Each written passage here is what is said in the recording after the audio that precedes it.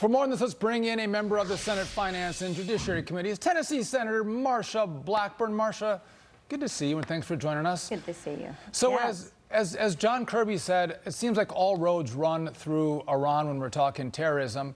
And so I wonder, where are we with refreezing the $6 billion? Where are we with trying to enforce our sanctions on on Iranian sales of oil to places like China? Where are we at on this? Well, we are still at the starting point as far as the Biden administration is concerned, because they have said they've got a quiet agreement to freeze the $6 billion. I keep pushing, and as you know, led the letter with 20 of my Senate colleagues to call on them to formally freeze this money so Iran never gets a penny of that money. I think we should send that money to Israel to pay for damage. We also have to put the sanctions back on Iran on the oil sales. When Donald Trump was president, he drove that yearly revenue that Iran made from oil down from $53 billion a year. That's what they were making. He drove it down to $12.7 billion.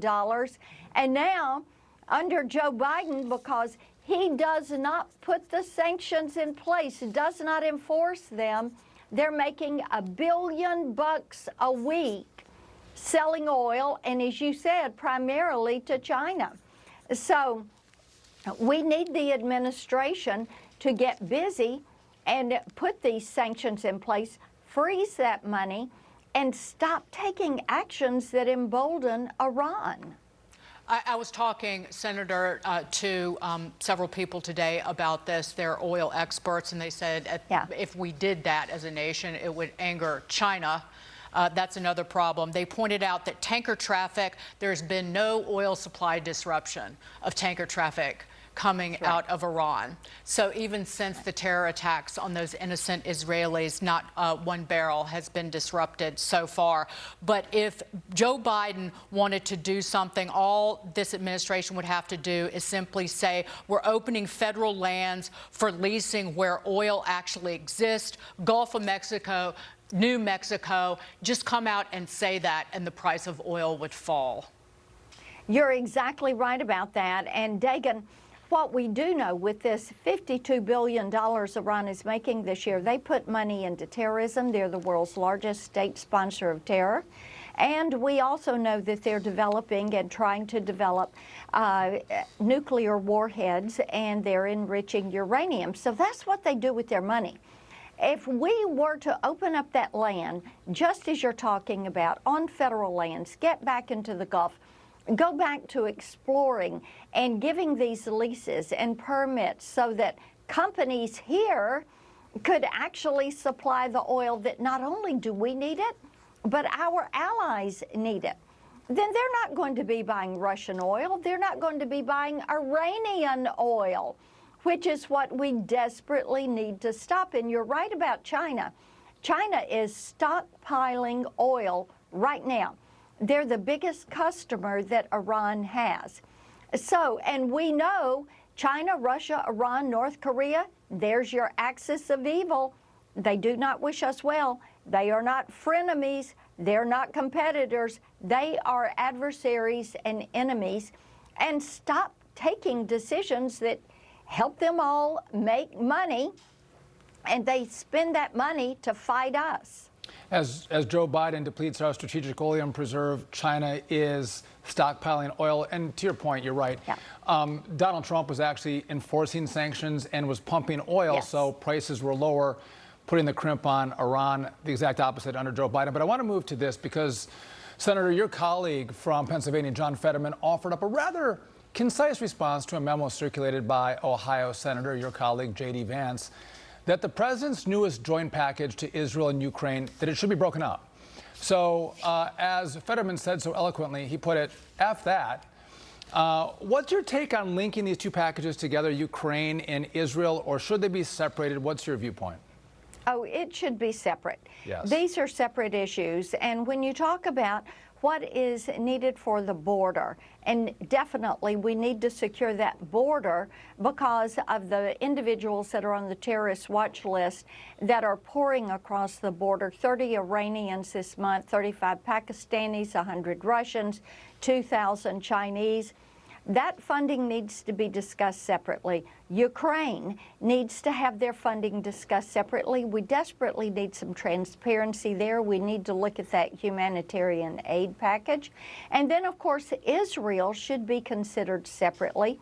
It is a different issue.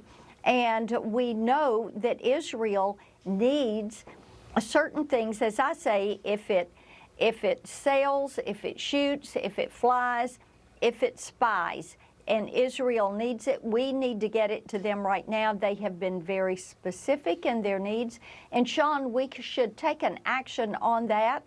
We also want to be sure that humanitarian aid is not going through the UN, because we are fully aware that the UN Relief and Works Agency for Palestinian Refugees is hiring people affiliated with Hamas, and we know Hamas has been intercepting the aid that is going into Gaza. So let's not send aid into Gaza.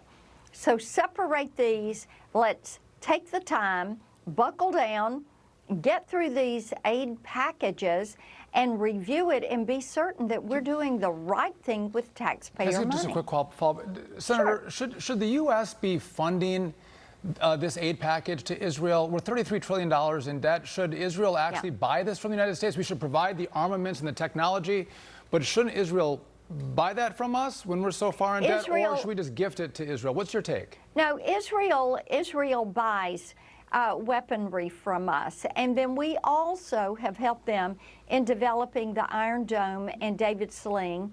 And they also have a laser system. We give $3 billion a year, which I supported, and so did you. But beyond that, should we be gifting the $20-25 billion to help them fight the war? Israel does a lot to purchase, and they have been active purchasers of U.S.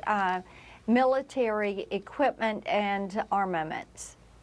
Senator, you're backing new legislation that would rescind federal education funds from institutions that, quote, peddle anti-Semitism or authorize, fund, or facilitate events that promote violent anti-Semitism. Listen to playwright, famed American, Pulitzer Prize-winning playwright David Mamet, who had this to say on America's Newsroom earlier today. Watch this. Thanksgiving's coming up. When your kids come home from college, don't send them back. Stop funding anti-Semitic hatred and calling it, oh, it's a good place to meet people. Because for a Jew to send his or her son or daughter to these elite institutions because they're going to make connections is the same thing as putting their daughter in a brothel because they're going to meet powerful men there. It's not just Jewish Americans, it's all Americans. Yes, Dagan, you're exactly right on that. And of course, as you said, we do have the legislation and the push to block funding, federal funds, to these schools that are allowing these anti-Semitic activities and pushing this forward. These professors that have come out, I'm telling you, there is no reason for them to get 1 penny of taxpayer dollar. And I think it is so interesting, and I'm sure you have followed so many high-dollar donors to these universities have shut their checkbooks and have told them no more money. They've got to clean up their act, and they've got to get in behind some of these professors that are spouting this pro-Hamas, pro-terrorism. Can you even imagine this? They are pro a terrorist organization. And that's not something that is up for debate. The U.S. has recognized Hamas as a terrorist organization. We know Iran puts about $100 million a year into Hamas. They are one of their terrorist proxies. They do the same for Hezbollah, for ISIS Syria, ISIS Iraq, the Houthis in Yemen. the Islamic Revolutionary Guard. They are the funders on this. So stop letting Iran get money and then hold these universities to account that are out here spouting all of this support for these terrorist activities. It's great legislation, Senator. Hopefully you'll get some traction with your Democrat colleagues. We appreciate all your hard work, and thanks for joining us on The Bottom Line. Marsha Blackburn, Senator from Tennessee, thank you. Thank you, Sean.